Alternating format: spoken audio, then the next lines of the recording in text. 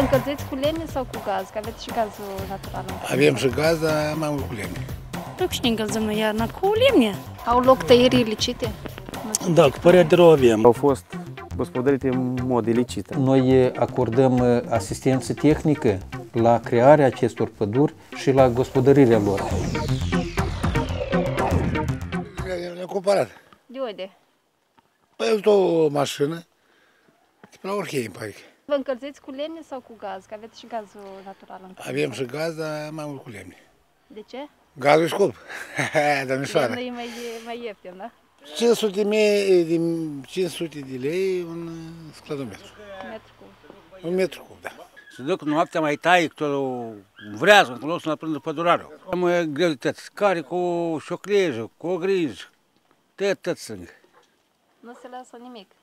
Pe la pădure mergeți? Nu dă voie. Păi cu cine încălzăm noi iarna? Cu lemne. De unde le luați? Din pădure.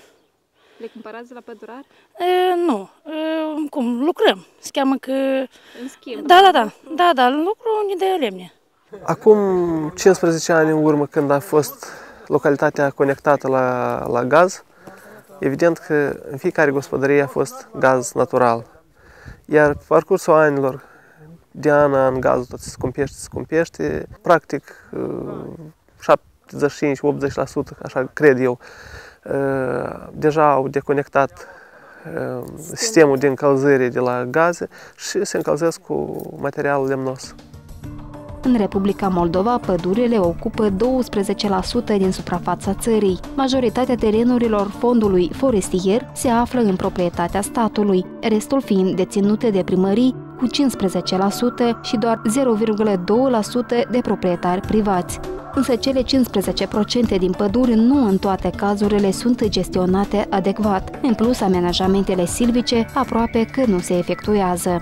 Cât de des se fac amenajările silvice în pădurile comunale și cât de necesare sunt aceste lucrări? Deci amenajarea pădurilor la pădurile comunale, deci practica adică s-a început de câțiva ani în urmă.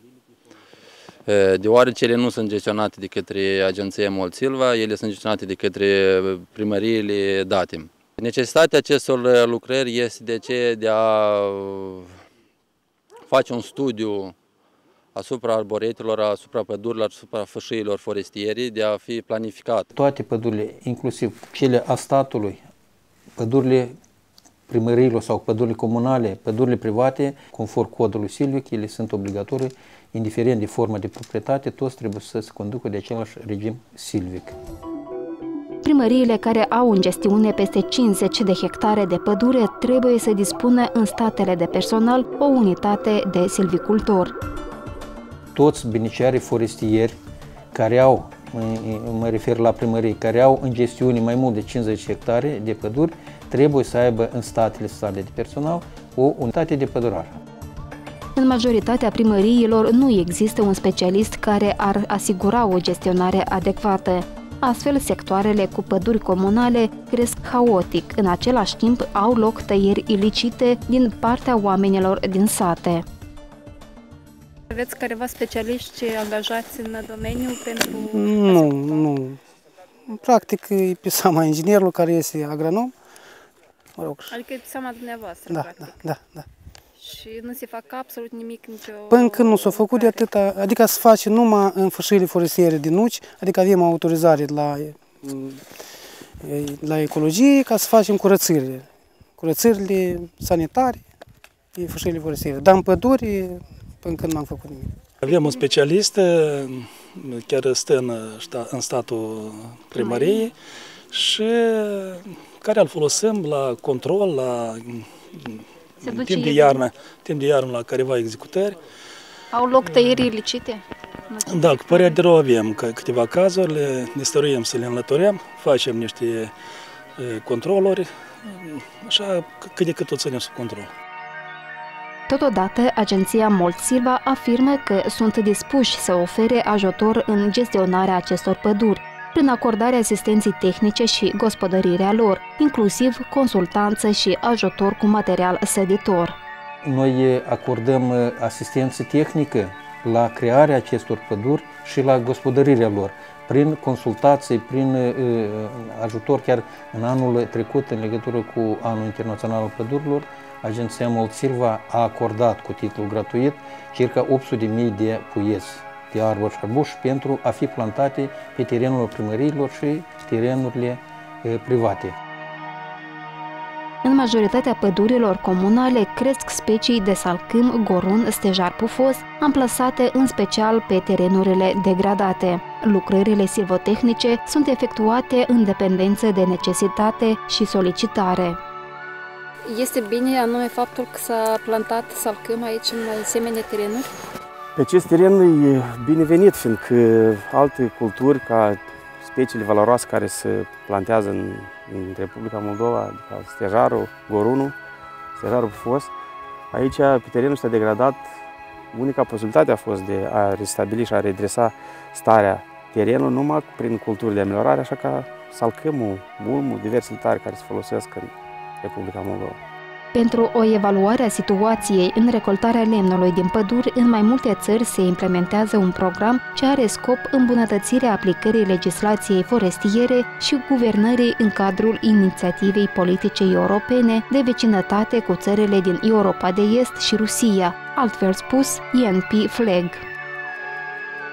Proiectul FLEG și are ca scop anume diminuarea nivelului de contravenții și ilegalități în sectorul forestier, iar pădurile comunale, fiind o parte componentă a sectorului forestier național, se confruntă cu mari probleme, în special în ultimele decenii.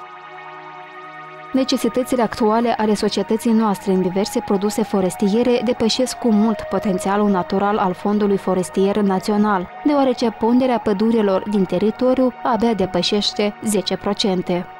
Circa 100.000 de hectare de vegetație forestieră nu au o structură sau nu au un centru al lor care